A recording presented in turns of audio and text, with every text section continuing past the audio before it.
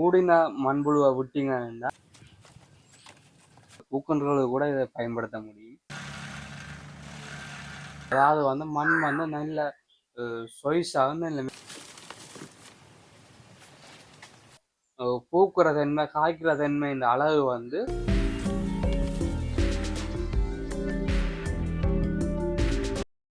சஜீவி சனங்களாக இணைந்துள்ள நண்பர்கள் அனைவருக்கும் வணக்கம். இன்றைய தினம் இந்த வீடியோவில் என்ன பார்க்க போகின்றோம் என்று சொன்னால், ரசாயன உரத்தினை வாங்கி பணத்தினை வந்து வீணாக்காது உங்கள் வீட்டிலேயே மிகவும் சக்தி வாய்ந்த இயற்கை உரம் தயாரிக்கலாம். அது என்ன தெரியுமா? அதுதான் மண்புழு உரம். மண்புழு உரம் வந்து எப்படி செய்வது, இதன் நன்மைகள் என்ன என்று முழுமையாக இந்த வீடியோவில் வந்து நாங்கள் பார்க்க போகின்றோம். அதற்கு முன்னர் வந்து கஜிவி சேனலை வந்து சப்ஸ்கிரைப் செய்து கொள்ளுங்க. இப்போ வாங்க வீடியோக்குள்ள போகலாம்.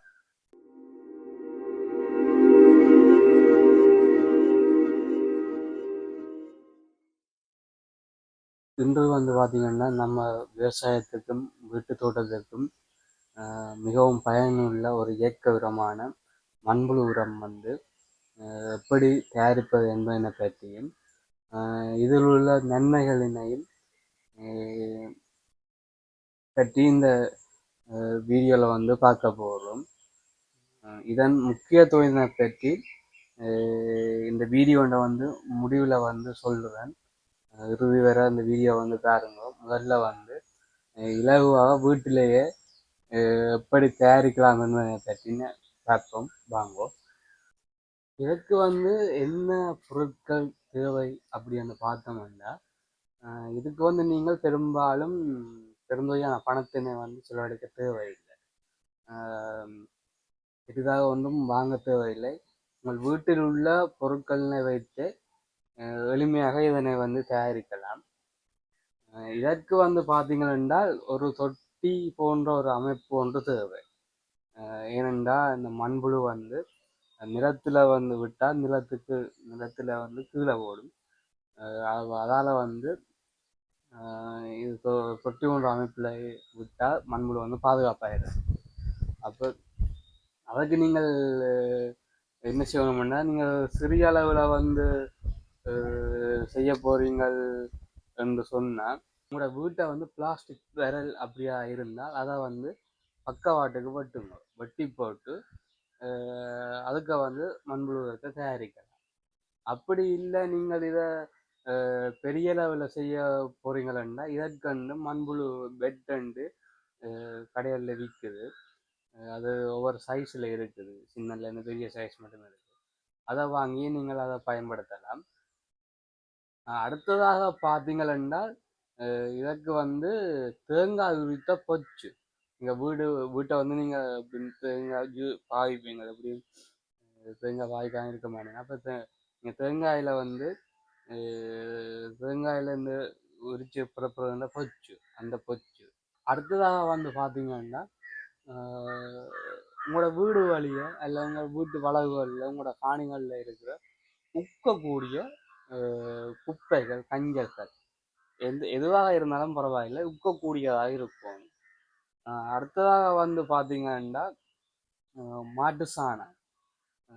மாட்டு சாணம் இது கொஞ்சம் முக்கியமாக தேவை. அதோட வந்து மண்புழு, இதுதான் மிக மிக முக்கியமான விஷயம்.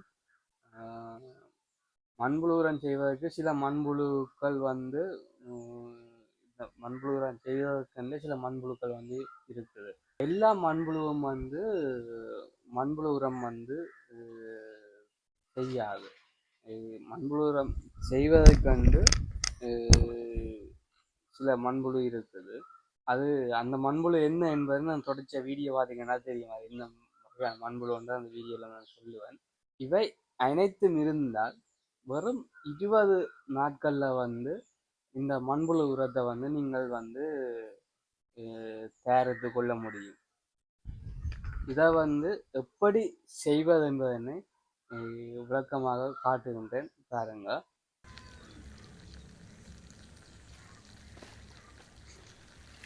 பொச்சை வந்து கீழுக்கு அடுக்கணும்.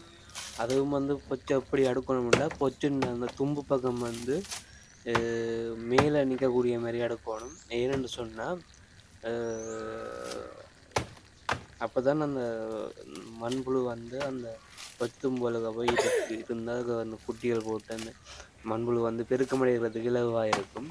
அதோட வந்து கீழுக்கு அடிக்கி பொச்சு போடுற என்ன காரணம்ண்டா ஈரப்பதன் மேலே இருக்க ஈரப்பதன் குறைஞ்சாலும் கீழே அந்த பொச்சு வந்து ஈரப்பதனை தக்க வைத்து கொள்றதால வந்து மண்புழுக்கள் வந்து சாகாமல்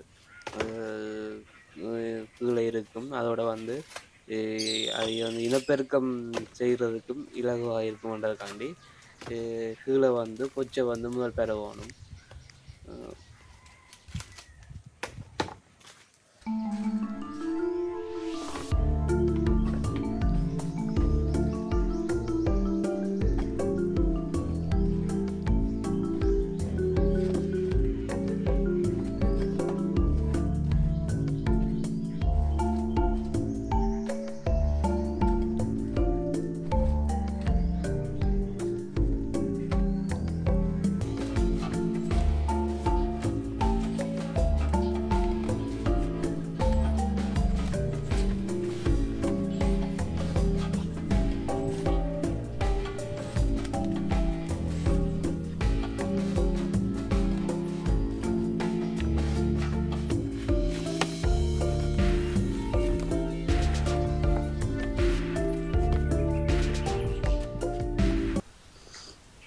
இப்போ இந்த வீடியோவில் பார்த்தீங்கன்னா தெரியும் பொச்சு வந்து இந்த மாதிரி அடிக்கிறதுக்காண்டு இப்படி தான் நடக்கணும். இப்படி அடிக்கினா தான் மண்புழு வந்து இந்த பொச்சில் வந்து அதுக்கு இருக்கும் சரியான ஈரப்பதனை வந்து வச்சிருக்கும். இதே மாதிரி பொச்சை முதல் அடுக்கணும்.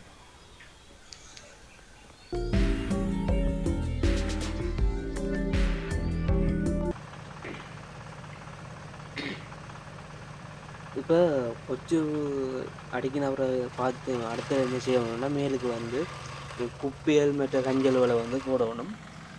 நான் என்ன செய்கிறேன்டா என்னிட்ட வந்து சொப்பர் இருக்கிறபடியாக நான் வந்து வீட்டில் இருக்கிற பழைய வாழைக்குட்டிகள் தேவையில்லை வாழைக்குட்டிகள் மற்றது இல உடையல் மற்றது ஓலியல் வீட்டில் இருக்கிற கஞ்சல் எல்லாத்தையும் நான் வந்து அந்த சொப்பரில் வந்து என்ன செய்ய போகிறேன்டா அடித்து தூளாக்கி போட்டு போட போகிறேன். ஏனெண்டா இதை வந்து இப்படியே போடலாம். இப்படியே போட்டால் அது வந்து உப்பி மண்புழு சாப்பிட்றதுக்கு வந்து கொஞ்சம் நாள் கிடைக்கும். இது இப்போ சொப்பரில் சின்ன சின்ன அடித்து தூளாக்கி போட்டால் அது வேலைக்கு வந்து உக்குற தன்மைக்கு வந்துடும். வேலைக்கு உக்குற தன்மைக்கு வந்தால் மண்புழு என்ன செய்யும்னா விரைவாக வந்து அதை சாப்பிட்டு விரைவாக உரமாகும். அப்போ அதால் வந்து நான் இப்போ வீட்டில் இருக்கிற கஞ்சல் வகை எல்லாத்தையும் இந்த சொப்பரில் போட்டு தூளாக்க போகிறேன். நீங்கள் என்ன கஞ்சல் எல்லா கஞ்சலும் போடலாம். நான் வந்து இப்போ வாழைத்தோட்டம் வச்சுருக்கேன். வாழைத்தோட்டத்தில் இருக்கிற தேவையில்லாத வாழைக்குட்டிகள் மற்ற குளவெட்டின அப்புறம் வாழைக்குட்டிகள் அதுപോലെ மற்ற வளவுகளுக்கு தென்னை மரங்கள் அதுவரை நிற்கும். அப்போ தென்னை மரங்கள் இல்லை விழுகிற ஓலிகள் பாலியல் எல்லாத்தையும் இதில் வந்து அடித்து போட்டு தான் போட போகிறோம்.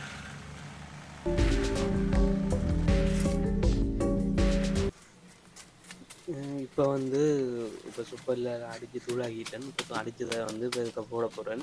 முதல் என்ன செய்கிறேன்டா வாழை இலையை வந்து கொஞ்சம் பெருசாக வெட்டி கீழே ஒரு லேயர் ஒன்று போடுறேன். ஏனெண்டா மண்புழு வந்து கீழே போய் இலவாக இருக்கிறதுக்காண்டி கொஞ்சம் வாழை இலையை கொஞ்சம் இதாக விலையை போட்டு அது கீழே ஒரு அந்த அதுக்கு ஒரு கவர் மாதிரி கீழே இருக்கும் போய் அதுக்காண்டி மேலே சும்மா நேர் வாழையில நோம்பலாக வெட்டி போடுறேன். ஆனால் இப்படி வாழையில கட்டாயம் இப்படி போடணுமென்ட்டு இல்லை. நீங்கள் நோம்பலாகவே கஞ்சல் அப்படியே போடலாம். இப்போ வந்து பார்த்தீங்கன்னா இப்போ அடித்த அந்த வாழையில மேட்ட அந்த சொப்பல் அடித்த அந்த கஞ்சல் தூள்களை வந்து இனிமேலுக்கு வந்து இப்படி பெற போகிறேன்.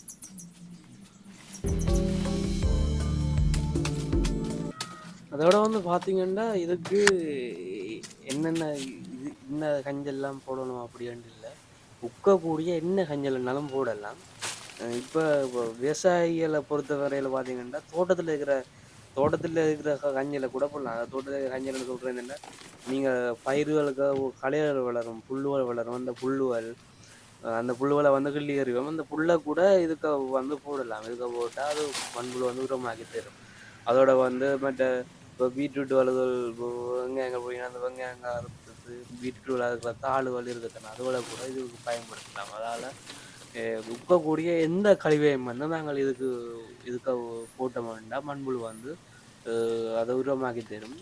ஆனால் மற்றது அது இதுக்கு வந்து வேப்பமிலையை வந்து கொஞ்சம் போடுறத தவிர்த்து கொள்ளலாம். ஏனென்றா வேப்பமிலை வந்து கொஞ்சம் கசப்பு தன்மையான வடியால் வந்து மண்புழு சிலது அதை கொஞ்சம் சாப்பிடாது. அப்போ அதால் வந்து வேப்பம் கஞ்சியில் வந்து கொஞ்சம் தவிர்த்து கொள்றது நல்லது. அதை விட மற்றபடி என்ன இப்போக்கூடிய எந்த கஞ்சல்னாலும் நீங்கள் இதுக்கு வந்து போடலாம். இப்போ வந்து இப்போ 2 லேயராக இப்போ கஞ்சல் போட்டுவிட்டோம். கஞ்சல் குப்பைகள் இப்போ போட்டா பிறகு இனி என்ன செய்ய போகிறோம்னா இப்போ பார்த்தீங்கன்னா தெரியும் கஞ்சல் குப்பைகள் ஒரு லேயர் போட்டாச்சு. இதுக்கப்புறம் பார்த்தீங்கன்னா மேலே வந்து சாணம் வந்து கரைச்சி ஊற்றணும். அந்த சாணத்துக்கு வந்து பார்த்தீங்கன்னா நாட்டு சக்கரை நாட்டு சர்க்கரையை வந்து நான் வந்து தூளாக்கி வச்சுக்கிறேன் என்ன தண்ணீரை கரைக்க சொல்றதுக்காண்டி.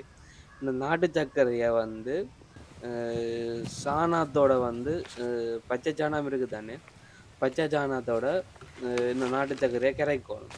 கரைச்சி போட்டு மேலே வந்து ஒரு லேயர் வந்து ஊற்றணும். மேலேன்னு சொன்னால் இந்த பச்சை சாணத்தை இந்த கரையை கரைச்சி ஊற்றுற என்னதுக்காண்டியான்னா மண்புழு வந்து இந்த பச்சை சாணத்தை வந்து விரும்பி சாப்பிட்றது வந்து கூட. அப்போ அந்த மண்புழுன்ற செயற்பாட்டை வந்து சொல்லலாம். ஊக்கப்படுத்துறதுக்காண்டி விரைவாக வந்து மண்புழு வந்து அந்த கஞ்சியில் வந்து சாப்பிட்டு உரமாக்குறதுக்காண்டி மேலே ஒரு லேயர் வந்து பச்சை சாணமும் இந்த நாட்டு சர்க்கரையும் கரைச்சி போட்டு மேலே ஒரு லேயர் வந்து ஊற்றி விடும்.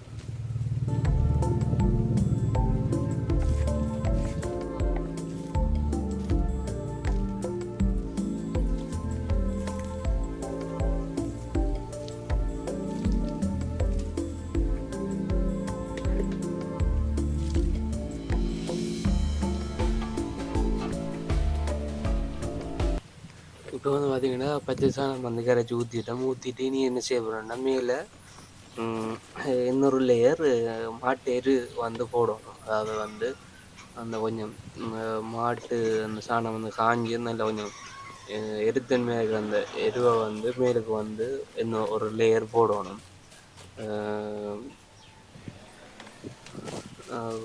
கொஞ்சம் கூட போட்டாலும் பரவாயில்ல, கொஞ்சம் மடிவாக போடணும் மேலுக்கு. அந்த எருவை வந்து மேலே போட்டுட்டு வந்து தண்ணி அடிக்கணும். மேலே ஈரம் வேணும். தொடர்ந்து பார்த்து கொண்டு இருக்கோம்.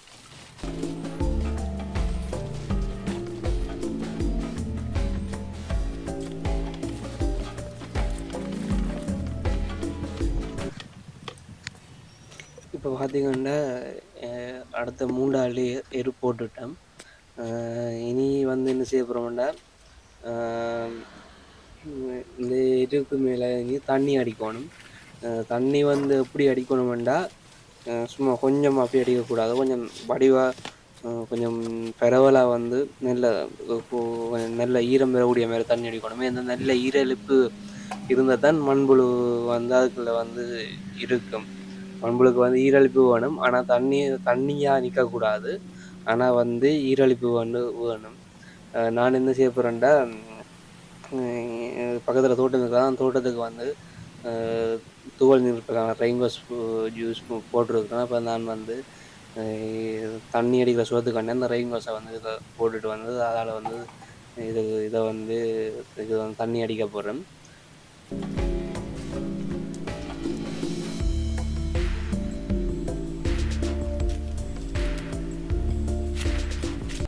இன்னும் ஒரு முக்கியமான விஷயம் என்னென்னா நாங்கள் தண்ணி விடுறதோட மட்டும் இல்லாமல் கீழால் வந்து தண்ணி போகிறதுக்கும் ஒரு ஏற்பாடு வந்து செய்து விட வேணும். ஏனென்றால் மேலதிகமான கீழே நிற்கிற தண்ணி வந்து வெளியேறணும். இல்லைன்னா மண்புழு வந்து அந்த தண்ணிக்கு நின்று செத்துடும். அப்போ அதால் வந்து நீங்கள் மண்புழு பெட் பண்ணிங்கன்னா அதுக்கு கீழே அந்த பெப் வச்சு விடக்கூடிய மாதிரி அதுக்கு ஒரு வாசல் மாதிரி கொண்டு வரும். நீங்கள் பிளாஸ்டிக் பேரல் வெட்டுறீங்கன்னா கீழே ஓட்ட ஓட்டு தண்ணி விடுறதுக்கு ஒரு செட்டப் பண்ணி நீங்கள் செய்ய ஒரு தண்ணி அடித்த பிறகு வந்து ஒரு ஒரு நாள் 2 நாள் கொஞ்சம் விடணும். ஒரு நாள் கொஞ்சம் தண்ணி வைக்கணும். ஏன்னா அதுக்கு பிறகு தான் மண்புழு விடலாம். ஏனென்னா மண்புழு அப்போ தான் வேலைக்கு விட்டோம்னா அந்த அதுக்கு சில அந்த எரிவலை அந்த சூட்டுக்கு வந்து மண்புழு வந்து இறக்குற நேரிடும். அதால் வந்து ஒரு 2 நாள் கழித்து வந்து அந்த பெட்டில் வந்து நீங்கள் மண்புழு விடலாம். மண்புழுவை வந்து மண்புழு உரம் தயாரிக்கிறதுக்கு வந்து சரியான மண்புழுவை வந்து தெரிவு செய்யணும். இது வந்து மிக முக்கியமான விஷயம். ஏனென்றா எல்லா மண்புழுவும் வந்து உரம் செய்ய ஏற்றதாக இருக்காது. நார்மலாக வந்து பார்த்தீங்கன்னா இப்போ நார்மலாக எங்களோட வீடுகளில் இருக்கிற மண்புழு வந்து அதாவது வந்து உரம் தயாரிப்பதற்கு ஏற்ற மண்புழு இல்லை. ஏன்னு சொன்னால் அந்த மண்புழு வந்து நிலத்துக்கு அடியில் வாழ்கிற மண்புழு.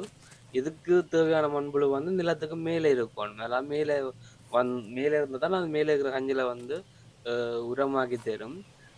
அதால் வந்து உரிய மண்புழுவை வந்து தேர்வு செய்யணும். இதுக்கு வந்து சரியான மண்புழு என்ன வகையான மண்புழு வேண்டால் இசேனியா பெக்டீரியா என்ற மண்புழுவான் சிவப்பு மண்புழுன்னு சொல்கிறது. இந்த மண்புழு வந்து பார்த்தீங்கன்னா சிவப்பு கலர்லாம் இருக்கும். இந்த மண்புழு ஒரு ஒரு அளவுக்கு மிஞ்சி வளரவும் மாட்டுது. ஒரு கணக்கான அளவில் இருக்கும். இந்த மண்புழு என்ன செய்யும்னா மிக வேகமாக வந்து பெருகும். இது இந்த இனப்பெருக்கத்தின் வேகம் வந்து கூடவே இருக்கும். அதோட வந்து மிக விரைவில் வந்து குப்பைகளை வந்து உரமாக மாற்றும். அதால் வந்து இந்த மண்புழுவை தேர்வு செஞ்சீங்கன்னா தான் இதுக்கு வந்து ஏற்ற மண்புழுவாக இது இருக்கும். இப்போ பார்த்தீங்கன்னா இந்த மண்புழுவை வந்து இப்போ விடுறோம். இந்த தொட்டியில் வந்து இந்த மண்புழுவை வந்து விடுறோம். என்னென்னு விடுறோம்னு பார்த்தீங்கன்னா தெரியும் இல்லை. இப்போ நீங்களும் மண்புழு உரம் செய்ய போகிறீங்க, உங்களுக்கும் மண்புழு தேவையாண்டா என்னோட வந்து தொடர்பு பண்ணிங்கண்டா அதுக்குரிய மண்புழுவை வந்து என்னால் வழங்க முடியும். அதோட வந்து மண்புழு உரம் இந்த மாதிரி செய்யணும் அதோடவான விளக்கம் வந்து தேவையாண்டா என்னோட தொடர்பு கொள்ளலாம். நீங்கள் கொமெண்ட்ஸில் வந்து தெரிவிச்சிங்கன்னா நான் உங்களை தொடர்பு கொள்வேன்.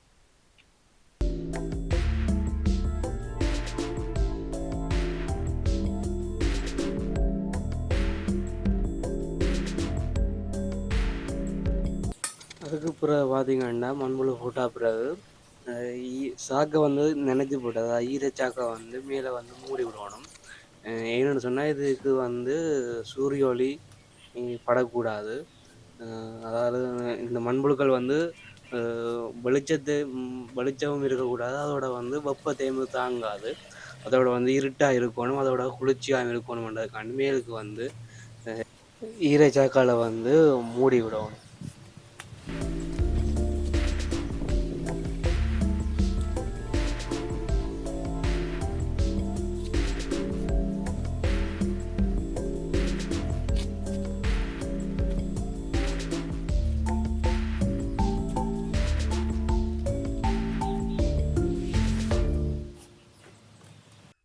இப்போ வந்து இந்த வீடியோவில் வந்து மண்புழு உரம் எப்படி செய்வது என்பது பற்றி பார்த்திருப்பீங்கள்.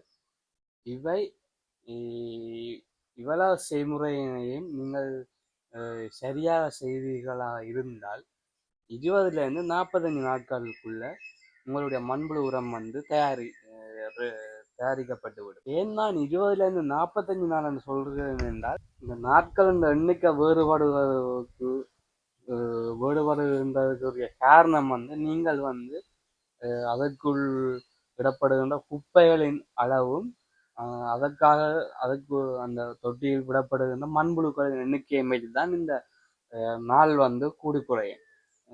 கூடின மண்புழுவை விட்டீங்கன்னா குறைஞ்ச நாட்களிலேயே விரைவாக அதை உரமாக மாற்றிவிடும். குறைந்த மண்புழுன்னா கொஞ்சம் கூட நாள் எடுக்கும். அதால் வந்து 20லேருந்து 45 நாளுக்கு வந்து இந்த மண்புழு உரம் வந்து ரெடி ஆகிவிடும். ரெடியான பிறகு இந்த மண்புழு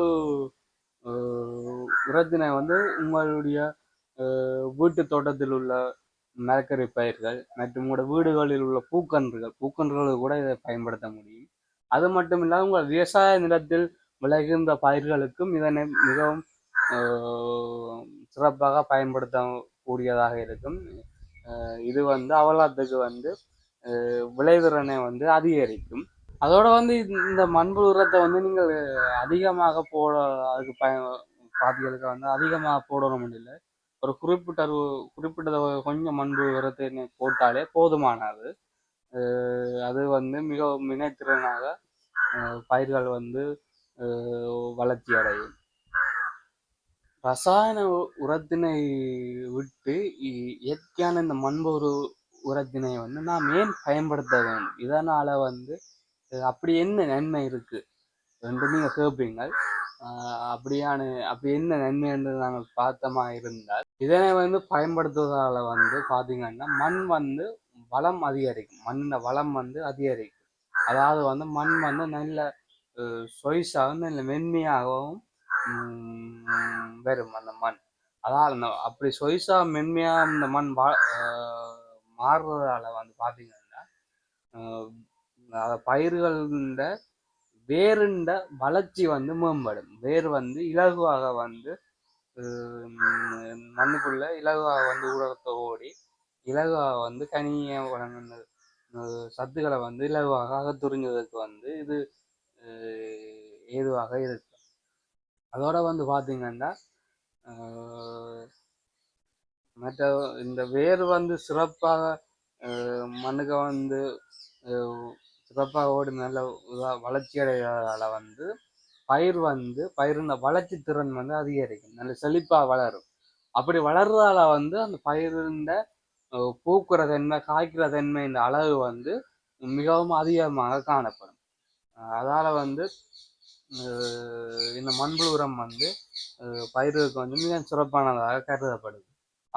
அதோட வந்து பாத்தீங்கன்னா நீர்பிடிப்பு திறனையும் அதிகமாக வச்சிருக்கு. மண்ணில் இருக்கிற நீர்பிடிப்பு வந்து கொஞ்சம் இது வந்து அதிகமாக தக்க வைக்கிறதால தாவரங்கள் வந்து இலகுவாக வந்து வளர்ச்சி அடையும். அதோட வந்து பாத்தீங்கன்னா ரசாயன செலவு குறையுது. ரசாயனத்தை நாங்கள் குறைச்சி இந்த மண்புழு வந்து அதிகமாக பயன்படுத்துறதால வந்து பாத்தீங்கன்னா கொண்டு வந்து மண்ணும் வளப்படும். அதோட வந்து பாத்தீங்கன்னா தாவரமும் ரசாயனம் இல்லாத நல்ல இயற்கையான ஒரு செழிப்பான தாவரமா வந்து வளர்றது. அதுல இருந்து பெறப்படுகிற இந்த காய்கறிகள் வந்து ரசாயனம் இல்லாத ஒரு இயற்கையான ஒரு காய்கறிகளை பெற்று நாங்கள் அதனை உண்பதால வந்து நமக்கும் அது ரசாயனத்தால் ஏற்படுற நோய்கள்ல இருந்து பாதுகாத்து ஒரு ஆரோக்கியமான வாழ்க்கையை வந்து வாழ்றதுக்கு வந்து ஏதுவாக இருக்கும். அதால வந்து ரசாயன உரங்களை விட இந்த மண்புழுவுல வந்து ஊட்டச்சத்துக்கள் நுண்ணுயிர்கள் அதிகமாக காணப்படுறதால வந்து இது வந்து மிகவும் ஒரு சிறப்பான ஒரு உரமாக காணப்படுது. அதோட வந்து பாத்தீங்கன்னா ரசாயன உரம் எவ்வளோ காசு கொடுத்து வேண்டி பயிர்களுக்கு கொட்டினாலும் பயிரும் விளைவிக்காது. அதோட வந்து பயிர் விலையும் விற்காது, மண்ணும் பாதிப்படையும், நாங்களும் பாதிப்படையும். அதை விட செலவு குறைந்த இந்த மண்புழு உரத்தை பயன்படுத்துறதால வந்து மண்ணும் வளப்படும், தாவரமும் சிறப்பாக வளரும், நாங்களும் ஆரோக்கியமாக காணப்படுவோம். அதோட வந்து மிக முக்கியம் என்னென்னா நாங்கள் வந்து குப்பைகளை வந்து சும்மா தேவையில்லாம எறிஞ்சு விடுறோம். இந்த மண்புழு உரத்துக்கு அந்த குப்பைகளை பயன்படுத்துறதால வந்து எங்களை வளவுகள் காணிகளும் கொஞ்சம் துப்புரவாக இருக்கும். அந்த குப்பைகளை வந்து மீள் சுழற்சி செய்யப்பட்டு வினைத்திறனாக பயன்படுத்தக்கூடியதாகவும் இருக்கும். அதால இந்த மண்புழு உரம் வந்து மிகவும் ஒரு இந்த வாழ்வாதாரத்துல வந்து மிக ஒரு முக்கியமான ஒரு இடத்தினை வந்து பிடித்துக் கொள்கின்றன. அதில் வந்து இது முழுக்க இயற்கையான உரம் என்பதால வந்து மண்ணுக்கு மனிதனுக்கும் ஆரோக்கியத்தையும் பாதுகாப்பையும் கொடுக்கும். எனவே இப்படி மிகவும் எளிமையான முறையில் வீட்டிலேயே வந்து மண்புழு உரத்தை வந்து நாங்கள் தயாரித்து கொள்ளலாம். இந்த வீடியோவில் வந்து மண்புழு உரம் வந்து எப்படி செய்வதுன்னு பார்த்துருப்பீங்க. அடுத்து வரும் இன்னொரு வீடியோவில் வந்து இந்த மண்புழு உரம் எவ்வாறு சிறப்பாக தயாராகி இருக்கின்றதையும் அடுத்து வரும் ஒரு வீடியோவில் வந்து அதை காட்டுகிறது. இவ்வளவு தான் இந்த வீடியோ. இந்த வீடியோ வந்து உண்மையிலே வந்து மிகவும் ஒரு முக்கியமான ஒரு பயனுள்ள வீடியோவாக அமைந்திருக்கும் என்று நம்புகிறேன். இந்த வீடியோ வந்து உங்களுக்கு பயனுள்ளதாக இருந்தால் நம்ம சேனலை வந்து லைக் பண்ணுங்க. இன்னும் இப்படிப்பட்ட இயற்கை விவசாய தகவல்களுக்கு உங்களுடைய சேனலை வந்து சப்ஸ்கிரைப் செய்து வச்சுக்கொள்ளுங்க. அப்போ தான் நாங்கள் போடுற வீடியோ வந்து உங்களுக்கு வந்து உங்களுக்கு ஏதேனும் சந்தேகங்கள் இருந்தால் கீழே வந்து கொமெண்ட்ஸில் வந்து சொல்லுங்க. இயற்கை விவசாயம் நமது எதிர்காலம். நம் மண்ணை காப்போம், ஆரோக்கியமான உணவை உற்பத்தி செய்வோம். அடுத்த வீடியோவில் சந்திப்போம்.